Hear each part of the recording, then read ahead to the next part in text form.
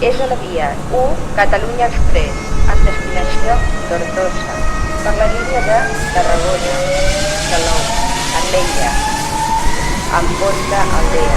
Para a Port Aventura. Estacionado en vía 1 Cataluña Express, con destino Tortosa, por la línea de Tarragona, Salou, Ametlla y Amposta, Aldea.